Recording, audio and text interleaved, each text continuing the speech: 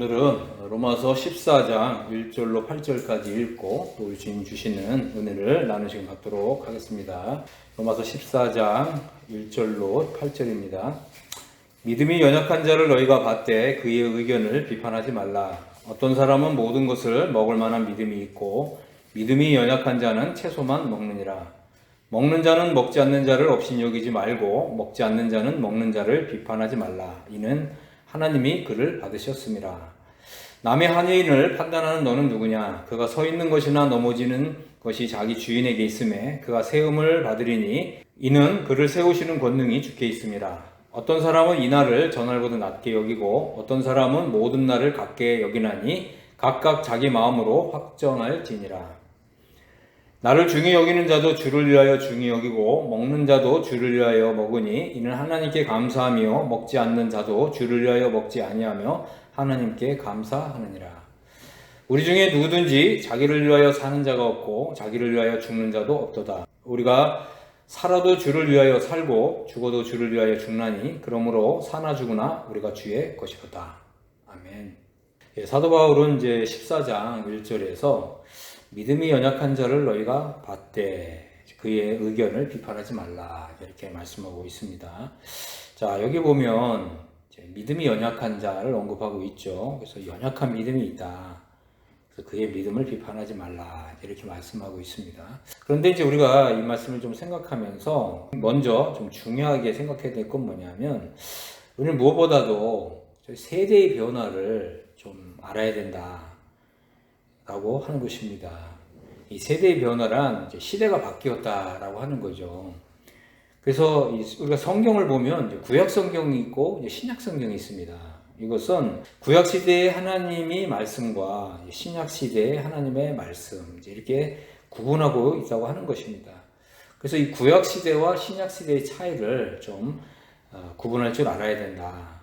특별히 이제 구약 시대에 거룩하게 되는 방법과 또 신약 시대에 거룩하게 되는 방법이 바뀌었다라고 하는 것입니다. 구약 시대 거룩의 기준과 신약 시대 거룩의 기준이 이제 바뀌었다, 좀 달라졌다. 이 사실을 우리가 인식해야 된다라고 하는 것입니다. 구약 시대에 거룩하게 되는 방법이 있었고요, 이제 신약 시대에 거룩하게 되는 이제 방법이 있습니다. 이것이 차이가 있다라고 하는 것입니다. 자, 그래서 이 부분을 좀 한번 살펴보겠습니다. 우리 히브리서 9장 13절을 보면 이런 말씀이 있습니다. 그러니까 염소와 황소의 피와 및 암송아지의 죄를 부정한 자에게 뿌려 그 육체를 정결하게 하여 거룩하게 한다. 이런 말씀이 있습니다.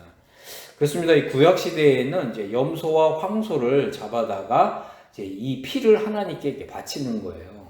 그리고 이제 암송아지를 불로 이렇게 살른 다음에 그 죄를 가지고 이제 부정한 사람에게 뿌리면 그 사람이 이제 깨끗해지고 정결해진다라고 하는 것입니다. 이것이 이제 이 구약 시대에 하나님 앞에서 깨끗하게 되는 방법이었다라고 하는 거죠. 그래서 이 피가 없이는 하나님 앞에서 깨끗하게 될 수 없었다라고 하는 거죠. 그래서 구약 시대에는 바로 이 동물의 피를 통해서 하나님 앞에서 깨끗하고 정결하게 되었다라고 하는 거죠. 그런데 신약 시대에는 달라졌다라고 하는 거예요. 자, 우리가 이제 9장 14절을 보면 하물며 영원하신 성령으로 말미암아 흠없는 자기를 하나님께 드린 그리스도의 피가 어찌 너희 양심을 죽은 행실에서 깨끗하게 하고 살아계신 하나님을 섬기게 하지 못하겠느냐 이렇게 말씀하고 있습니다. 그렇습니다. 이 신약 시대에는 바로 그리스도의 피가 우리를 하나님 앞에서 깨끗하게 하고 정결하게 한다라고 하는 것입니다. 우리는 이제 그리스도의 이 피가 가지고 있는 어떤 효력, 또 효능, 또 그 권능, 또 그 권세 이것을 우리가 알고 우리 마음에 믿어야 된다. 그래서 그리스도의 피가 우리 마음에 이렇게 발라지게 되면 우리는 하나님 앞에서 깨끗해지고 거룩하게 된다라고 하는 것입니다.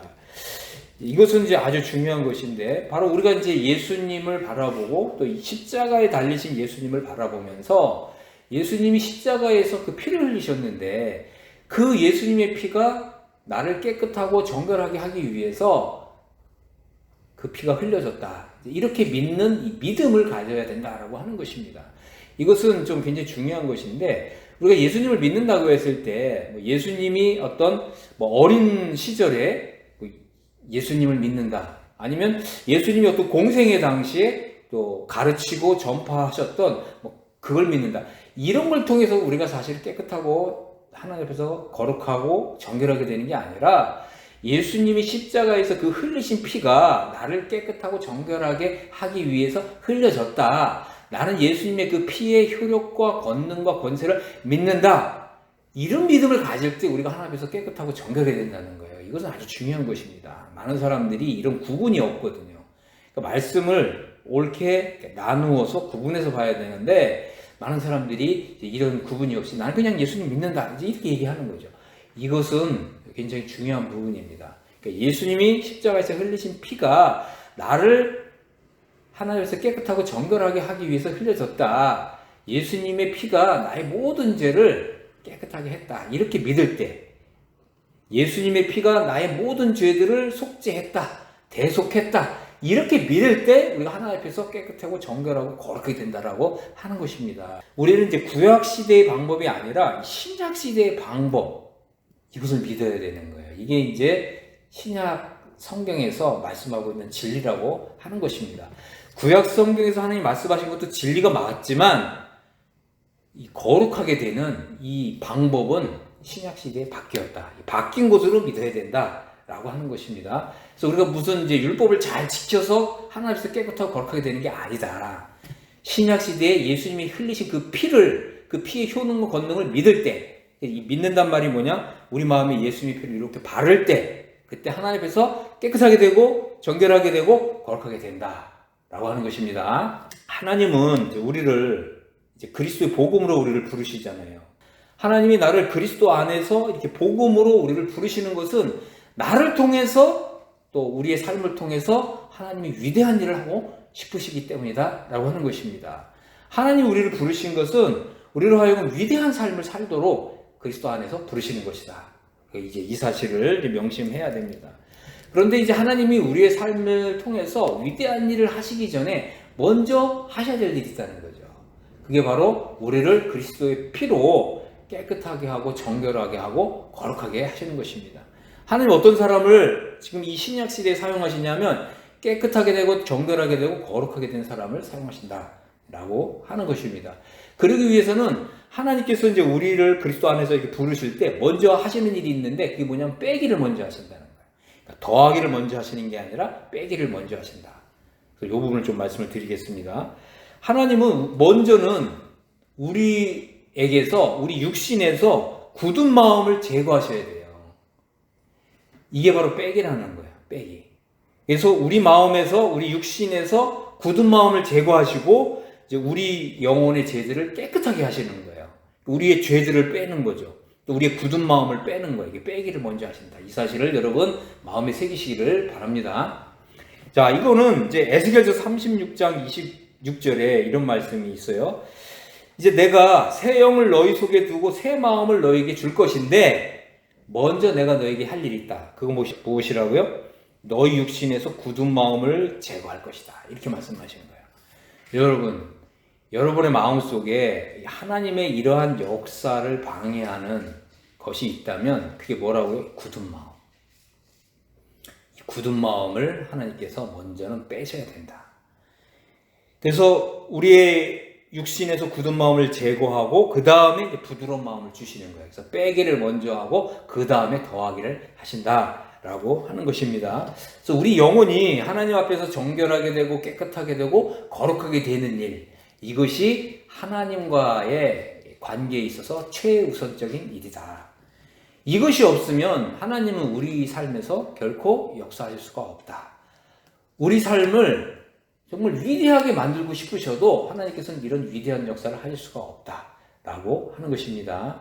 여러분 이제 이러한 하나님의 진리를 이제 마음에 새기시고 이것을 먼저 하실 수 있게 되기를 바랍니다.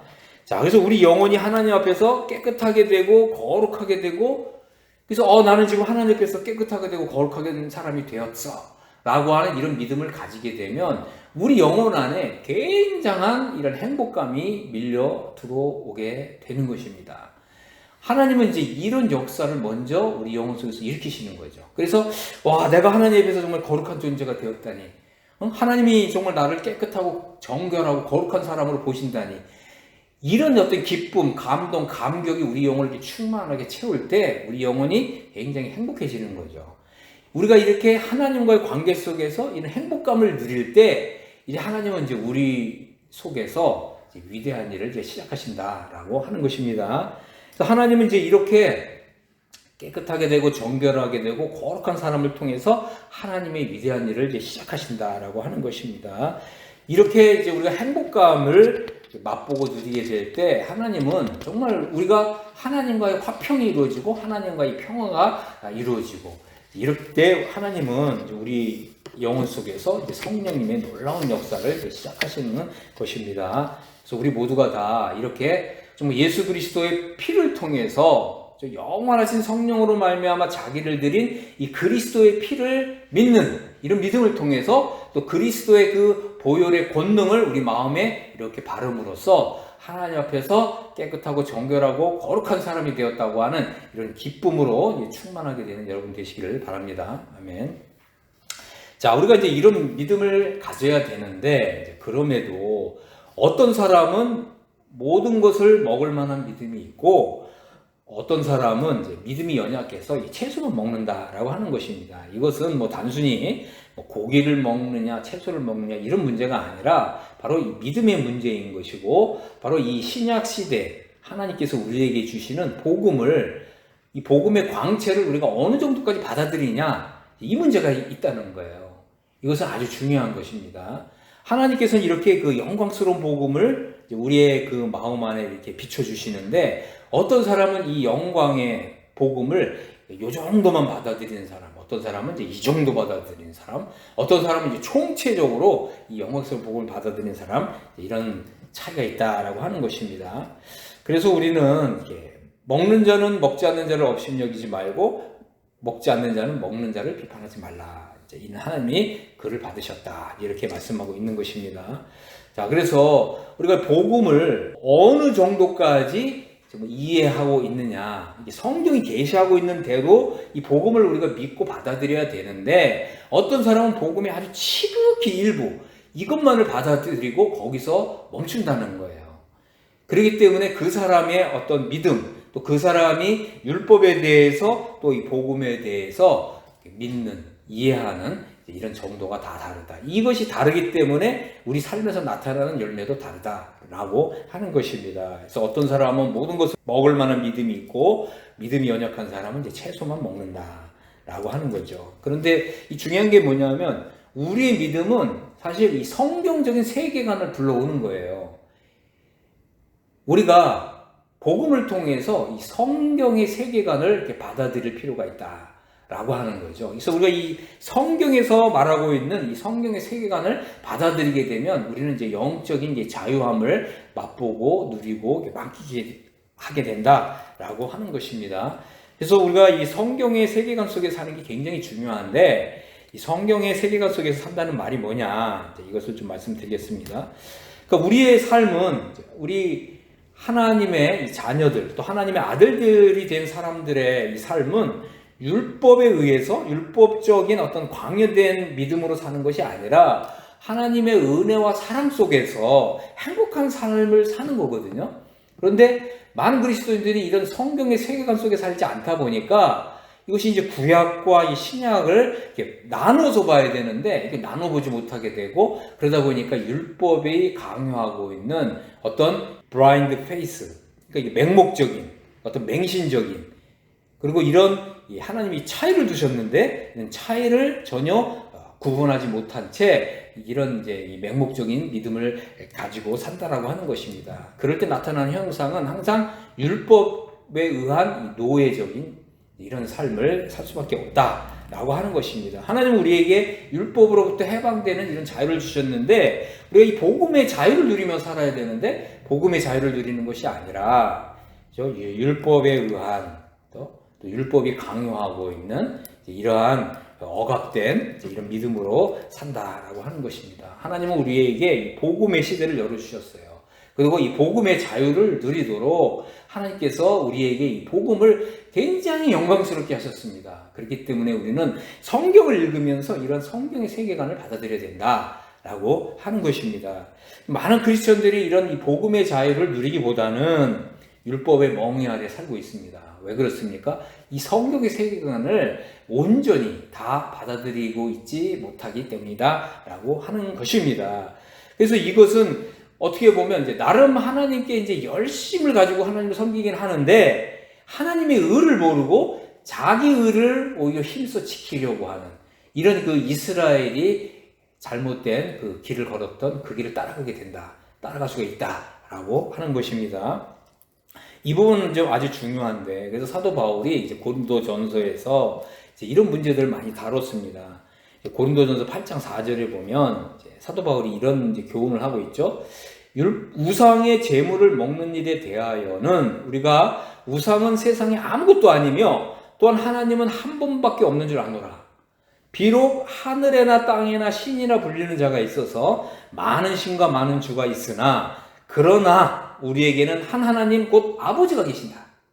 또 만물이 그에게서 났고 우리도 그를 위하여 있고 또한 한 주 예수 그리스도께서 계시니 만물이 그로 말미암고 우리도 그로 말미암아 있느니라. 그러나 이 지식은 모든 사람에게 있는 것이 아니므로 어떤 사람들은 지금까지 우상에 대한 습관이 있어서 우상의 제물로 알고 먹는 거로 그들의 양심이 약하여지고 더러워지느니라. 음식은 우리를 하나님 앞에 내세우지 못하나니 우리가 먹지 않는다고 해서 더 못 사는 것도 아니고 먹는다고 해서 더 잘 사는 것도 아니니라. 이 사도 바울이 우상의 제물에 대한 우상의 제물을 먹는 이 문제 때문에 이런 교훈의 말씀을 한 거죠. 그러니까 이 고린도 교회 성도들은 우상의 제물에 대한 이런 일에 있어서 율법의 주의적인 이런 마인드를 가지고 있었던 거예요. 그러니까 이 구약의 하나님께서 말씀하신 진리와 신약에 말씀하신 진리가 차이가 있다. 이거를 잘 배우지 못한 거예요. 우리 가운데 누구든지 이제 이런 율법주의적인 이런 믿음을 가질 수 있다라고 하는 것입니다. 그런데 사도 바울이 이제 말하는 것은 뭐예요? 하나님은 누구냐? 라고 하는 거죠. 우리 하나님은 곧 우리 아버지시다. 라고 하는 것입니다. 우리는 이제 하나님의 복음을 믿는 사람들인 것이죠. 그래서 우리가 하나님의 복음을 믿는다는 말은 뭐냐? 우리에게는 한 하나님 곧 아버지께서 계신다. 우리 하나님 아버지께서는 만물을 창조하신 분이시다. 우리는 그분의 아들들이다. 지금 이런 얘기를 하는 거예요. 그리고 우리는 하나님의 아들들이 되었다는 말은 뭐예요? 우리가 율법으로부터 해방을 받은 사람들이다. 라고 하는 것이죠. 자, 우리는 이 하나님의 은혜와 사랑으로 인해서 우리는 하나님의 아들들이 된 사람들이다. 우리 하나님은 만물을 창조하신 전능하신 하나님이시다. 우리는 바로 그분의 아들들이다. 라고 하는 것입니다. 또한 우리에게는 우리 주 예수 그리스도께서 계신다. 예수 그리스도께서는 우리를 이런 율법으로부터 또 심판으로부터 또 정죄로부터 또 지옥으로부터 구원하시기 위해서 우리의 모든 죄들을 대신 지신 분이시거든요. 우리의 구주 예수 그리스도이십니다. 뿐만 아니라 우리를 이 죄로부터, 이 죄성으로부터 해방시키시기 위해서 우리를 예수 그리스도와 함께 십자가에 못 박아버리신 거예요. 그래서 우리도 그리스도와 함께 죽은 사람인 거예요. 우리도 그리스도와 함께 살아난 사람인 거예요. 우리가 이런 믿음을 가져야 율법으로부터 해방되는, 율법으로부터 자유를 얻는 이런 이 복음의 풍성한 자유를 누릴 수 있는 이런 사람이 된다라고 하는 것입니다. 우리 주님은 지금 어디에 계십니까? 바로 하나님 보좌 우편에 앉아 계시잖아요. 우리 주님은 장차 이제 우리 주님이 지금 들어가신 그 천상세계에 우리도 이제 끌어올려서 그 천상세계에 들어가도록 다시 오실 바로 우리의 영광스러운 주님이시다라고 하는 것입니다. 우리는 사실 그리스도와 함께 죽은 사람이고 그리스도와 함께 다시 살아난 사람이다. 우리가 이제 이런 믿음을 가져야 합니다. 바로 이러한 것이 이제 성경에서 말하는 복음에 대한 믿음이고 또 성경적인 세계관이다라고 하는 것입니다. 우리는 그리스도와 함께 죽고 그리스도와 함께 다시 살리심을 받은 사람은 우리는 그 율법이 미치지 않는, 율법의 그 영향력이 미치지 않는 바로 천상세계, 그리스도와 함께 하늘에 앉은 사람이 되는 거예요. 그래서 이 그리스도와 연합의 진리는 이제 이만큼 중요한 것이다라고 하는 것입니다. 그래서 우리가 이제 이렇게 그리스도와 함께 하늘에 앉아 있는 사람이다라고 하는 이제 이런 믿음을 가지게 되면 우리 이제 이 세계관이 열리게 되고 우리가 이제 하늘에 속한 자가 되어서 우리의 이제 이 세계관이 하늘과 땅 아래와 이 온 세계를 다 품게 되는 것입니다. 그래서 하나님께서 이제 하늘과 또 땅과 땅 아래에 속한 이 모든 세계에 바로 이 주님이시라고 하는 이러한 세계관을 가진 사람이 되고, 그렇게 될 때 우리는 이제 이런 먹는 문제에 있어서 이 자유를 주게 된다. 그래서 우상은 아무것도 아니다. 우상의 제물도 아무것도 아니다. 이런 믿음을 가지게 된다라고 하는 것입니다. 그런데 이제 우리가 이러한 믿음을 가져야 되는데 이게 바로 큰 믿음이라는 거예요. 이런 믿음을 가지지 못한다는 말은 뭐냐면 작은 믿음을 가지고 있다라고 하는 것입니다. 우리는 작은 믿음이 아니라 큰 믿음을 가져야 합니다. 자, 그럼 큰 믿음은 뭐냐? 좀 6가지를 한번 생각해 보겠는데, 첫 번째, 우상은 아무것도 아니다. 두 번째, 하나님은 한 분밖에 없다. 세 번째, 하나님은 세상 만물을 지으신 창조주이시고 세상의 주인이신 분이시다. 네 번째, 우리는 그러한 하나님의 아들들이다. 다섯 번째, 우리에게는 우리 주 예수 그리스도가 계신다. 우리 주 예수 그리스도께서는 지금 하나님 보좌 우편에 영광 중에 앉아 계신다. 이 예수님께서 우리를 위하신다. 여섯 번째, 그러므로 나도 이제 하나님 아버지와 주 예수 그리스도를 위하여 사는 사람이다. 이것이 우리가 가져야 될 큰 믿음이다 라고 하는 것입니다. 여러분, 이 6가지를 여러분 마음에 새기시기를 바랍니다.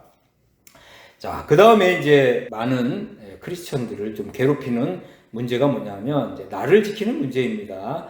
14장 5절 6절을 보겠습니다. 어떤 사람은 이 날을 저 날보다 낮게 여기고 어떤 사람은 모든 날을 같게 여기나니 각각 자기 마음으로 확정할지니라. 나를 중히 여기는 자도 주를 위하여 중히 여기고 먹는 자도 주를 위하여 먹으니 이는 하나님께 감사하며 먹지 않는 자도 주를 위하여 먹지 아니하며 하나님께 감사하느니라. 그렇습니다. 이게 나를 중히 여기는 사람도 사실은 주님을 위해서 나를 중히 여긴다. 또 먹는 사람도 주님을 위해서 먹는다. 또 먹지 않는 사람도 주님을 위해서 먹지 않는다 라고 하는 것입니다. 자, 그래서 우리가 이제 기독교계에 보면 또 기독교계에는 또 여러 절기들이 있잖아요. 뭐 사순절도 있고 또 부활절도 있고. 그래서 어떤 사람은 주님을 위해서 이런 절기를 지키는 거죠. 그런데 또 어떤 좀 더 큰 믿음을 가진 사람은 이런 날은 그렇게 중요한 게 아니야. 모든 날이 사실 다 중요해. 우리는 어떤 특별한 날만 주님을 위해서 사는 게 아니라 모든 날을 다 주님을 위해서 사는 이런 사람들이야. 우리 이런 믿음을 가진 사람도 있고 또 저런 믿음을 가진 사람도 있는데 중요한 것은 뭐라고요? 이 모든 것이 다 주님을 위해서 하는 것이다. 그렇기 때문에 이런 큰 믿음, 작은 믿음, 이런 믿음, 저런 믿음 다 주님을 위해서 하는 것이기 때문에 다 존중해야 된다라고 하는 것입니다. 그렇기 때문에 우리가 이런 큰 믿음을 가지고 있다고 해서 이 기독교계의 뭐 어떤 그 믿음에 대해서 어떤 행사에 대해서 어떤 비판하거나 이렇게 해서는 안 됩니다. 우리는 기독교 큰 믿음을 가지고 있다고 해서 우리가 기독교계를 벗어난 사람은 아니거든요. 자, 그래서 우리는 다른 사람을 비판하기보다는 그 사람의 믿음을 존중하고 배려하는 이런 믿음을 가질 필요가 있습니다. 자, 그래서 우리가 이 모든 일을 이제 이렇게 하는 일의 동기는 뭐냐면 하나님께 감사하기 위한 것이다 라고 하는 거죠. 그래서 우리는 감사하는 믿음을 가져야 되고 감사하는 믿음은 존중을 받아야 되고 배려를 받아야 된다 라고 하는 것입니다. 그래서 여러분 하나님께 감사하십시오. 감사하시고 감사하시고 감사하십시오. 감사하게 되면 우리의 그 삶이 굉장히 풍성해지고 윤택해집니다. 감사하는 마음에 하나님께서 복을 하나 더 주십니다. 감사하십시오. 자, 그래서 우리는 이제 새로운 이제 좀 정체성을 가져야 됩니다. 그 정체성이란 뭐냐? 살아도 주를 위해, 죽어도 주를 위해. 이게 우리의 새로운 이제 정체성이 되어야 됩니다. 이게 바로 그리스도 예수의 사람들의 정체성입니다. 나는 누구냐? 나는 그리스도 예수의 사람들이다. 그리스도 예수의 사람들은 누구냐? 살아도 주를 위해, 죽어도 주를 위해. 이것이 우리의 모토이고 또 우리의 정체성이 되어야 될 줄로 믿습니다. 자, 이제 이 살아도 주를 위해 죽어도 주를 위해 이것을 이렇게 좀 생각해 볼 때 저는 특별히 노리마스 마사야스라고 하는 분이 좀 생각이 납니다. 이분은 이제 일본 분이시고 또 한국식으로는 이제 승송이다 이렇게 불리는 분인데 이분이 1896년 12월에 이 조선 땅에 복음을 가지고 찾아왔습니다. 이분은 사실 이제 일본 형제단 교회에 속한 분이셨고 이분이 우리나라의 조선 땅에 복음을 가지고 온 최초의 형제단에 속한 분이셨습니다. 조선 땅에 복음을 가지고 찾아온 형제단의 선교사였습니다. 이분은 나는 이 조선에 복음을 전하러 온 것이 아니라 사실은 조선인을 사랑하려고 왔다. 이분이 이제 이렇게 말했습니다. 그래서 사실은 복음을 전한다는 것은 사람을 사랑하는 것이죠. 하나님이 사람을 사랑하기 위해서 그 아들 예수 그리스도를 보내주셨고 사람을 사랑하기 위해서 그 아드님 예수 그리스도께서 십자가에 죽으셨잖아요. 그래서 이 복음을 전한다는 것은 사람을 사랑하는 것이다. 그래서 이분이 이제 마지막 그 묘비에 이런 말을 남겼어요. 살아도 주를 위해 죽어도 주를 위해 시작도 사람을 위해 마감도 사람을 위해 몸소 사명을 띠고 그 모든 소유를 버리고 부부가 한 마음으로 복음을 조선에 전하였노라. 이 승송의 묘지가 좀 수원에 있습니다. 자, 이 승송이란 분은 이렇게 자신의 정체성을 아주 분명하게 가지고 있는 사람이었다고 하는 것입니다. 바로 그리스도의 정체성, 살아도 주를 위해 죽어도 주를 위해, 바로 이것이 그리스도 예수의 사람들이 된 사람들의 정체성이다라고 하는 것입니다. 그래서 우리도 이러한 그리스도 예수의 사람들의 이런 정체성을 분명히 할 때 우리는 세상을 이기고 승리하는 삶을 살 수 있다라고 하는 것입니다. 우리의 이런 정체성이 선명하고 분명하지 않기 때문에 우리는 이제 세상이 이끄는 대로, 세상이 이렇게 흔들리는 대로, 또 세상의 어떤 이 시류와 세파에 우리가 요동할 수가 있다라고 하는 거죠. 하지만 우리의 이 정체성을 분명하게 하게 되면 우리는 이 세상의 이런 세파에 흔들리는 것이 아니라 또 세상에 의해서 이렇게 요동하는 것이 아니라 오히려 세상을 이기며 승리하며 살 수 있다라고 하는 것입니다. 그래서 우리도 예수 그리스도의 그 십자가를 지고 우리 주님을 따를 수 있다라고 하는 것입니다. 사도 바울이 이제 로마서 14장 7절에서 우리 중에 누구든지 자기를 위하여 사는 자가 없고 자기를 위하여 죽는 자도 없도다 이렇게 말했습니다. 그렇습니다. 우리가 이런 믿음을 가져야 됩니다. 14장 8절에 우리가 살아도 주를 위하여 살고 죽어도 주를 위하여 죽나니 그러므로 사나 죽으나 우리가 주님의 것이다. 여러분 이렇게 믿음으로 고백하시기를 바랍니다. 오 주님, 저는 살아도 주를 위하여 살고 죽어도 주를 위하여 죽는, 그리하여 사나 죽으나 나는 주님의 것입니다. 여러분 이제 이렇게 믿음으로 고백하시기를 바랍니다. 우리는 이제 주님의 것이 된 사람들입니다. 주님의 것이 된 사람들은 주님이 친히 돌보십니다. 주님의 것이 된 사람들은 이제 주님의 말씀에 이제 순종합니다. 우리가 이제 주님의 음성을 듣고 또 주님의 말씀에 순종하게 되면 주님도 우리 음성을 듣는다는 거예요. 또 우리가 주님께 기도할 때 우리가 입술로 아뢰는 우리의 말에 우리 주님이 귀를 기울여 주신다라고 하는 것입니다. 우리가 이제 성경을 이렇게 읽을 때 순종하기 위해서 성경을 읽는 거예요. 우리가 이렇게 순종하기 위해서 성경을 읽으면 주님이 우리의 기도를 들으시고 우리의 기도를 존중해 주신다라고 하는 것입니다. 그래서 우리가 이 기도를 통해서 주님과 서로 통하게 되는 거죠. 주님과 통하는 사람을 보고 있습니다. 이 주님과 이렇게 통하게 된 사람은 그야말로 하늘이 열린 사람인 거예요. 성경을 읽으면서 우리가 하나님의 음성을 들어야 됩니다. 하나님의 음성을 들었다면 우리는 순종해야 됩니다. 순종하는 사람은 이제 담대하게 주님의 이름으로 무엇이든지 구할 수 있습니다. 우리가 무엇이든지 주님의 이름으로 구하면 주님이 그 기도에 응답해 주십니다. 왜요? 바로 우리의 기도를 통해서 주님이 영광을 받으시기 때문에 그렇습니다.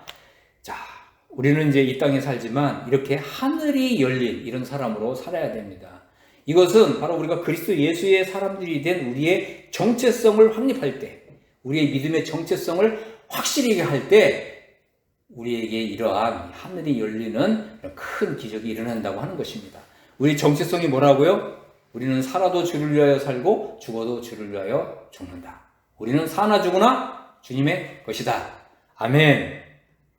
하나님은 이런 믿음을 가진 사람에게 정말 최고의 복을 주신다라고 하는 것입니다. 그 최고의 복이 뭐라고요? 하늘이 열리고 우리의 기도가 응답이 되는 이런 복을 누리게 될 것입니다. 정말 우리 이제 정체성을 확실히 함으로 또 확고히 함으로 좀 하나님께서 우리에게 줄 수 있는 이 최고의 복을 우리 모두가 다 받아 누릴 수 있게 되기를 예수 그리스도의 이름으로 소망하고 또 간절히 바라고 원합니다. 아멘.